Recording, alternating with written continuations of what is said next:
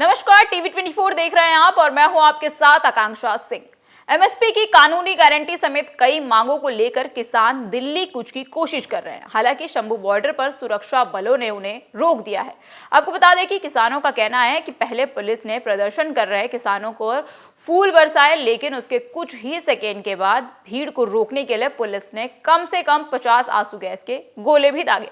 दरअसल किसान नेताओं का आरोप है कि कई किसान इस दौरान घायल हो गए और कुछ किसानों के घायल होने के बाद प्रदर्शनकारी किसानों ने दिल्ली की भी ओर अपना पैदल मार्च जो है वो स्थगित कर दिया था। आपको बता दें कि दिल्ली चलो आंदोलन के तहत आज हजारों किसान पंजाब और हरियाणा की सीमा से दिल्ली की ओर बढ़ने की कोशिश कर रहे हैं। आपको बता दें कि आंदोलन कर रहे किसानों की मांग है कि एमएसपी की कानूनी गारंटी और कृषि कानूनों को वापस होना चाहिए। दरअसल किसान संगठनों ने यह बात साफ कर दिया है कि जिस तरीके से वो शांतिपूर्ण विरोध प्रदर्शन कर रहे हैं, लेकिन अगर उनकी मांगों को नजरअंदाज किया गया, उनकी मांगों को नहीं माना गया तो उनका आंदोलन और भी तेज हो सकता है। बता दें कि पुलिस ने प्रदर्शन कर रहे किसानों को रोक दिया है और अब पुलिस बल का कहना है कि किसानों के पास आगे जाने की अनुमति नहीं है। हालांकि किसानों का कहना है कि ये विरोध करने के लिए वो पूरी तरीके से स्वतंत्र हैं और उन्हें कोई भी रोक नहीं सकता है। तो वहीं अब लोकसभा में नेता विपक्ष राहुल गांधी ने किसानों के समर्थन में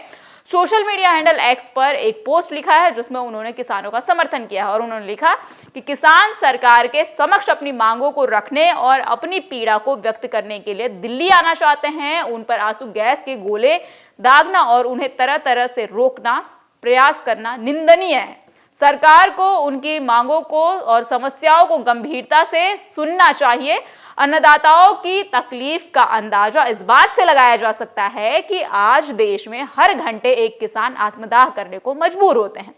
मोदी सरकार की घोर असंवेदनशीलता के कारण पहले किसान आंदोलन में 700 से ज्यादा किसानों की शहादत को अभी देश नहीं भूला है। हम किसानों की पीड़ा को समझते हैं और उनकी मांगों का समर्थन करते हैं। एमएसपी की लीगल गारंटी स्वामीनाथन आयोग की सिफारिशों के अनुसार खेती की व्यापक लागत का 1.5 गुना एमएसपी होता है और माफी समेत तमाम मांगों पर सरकार को तुरंत अमल करना चाहिए। जब अन्नदाता खुशहाल होंगे तभी देश खुशहाल होगा।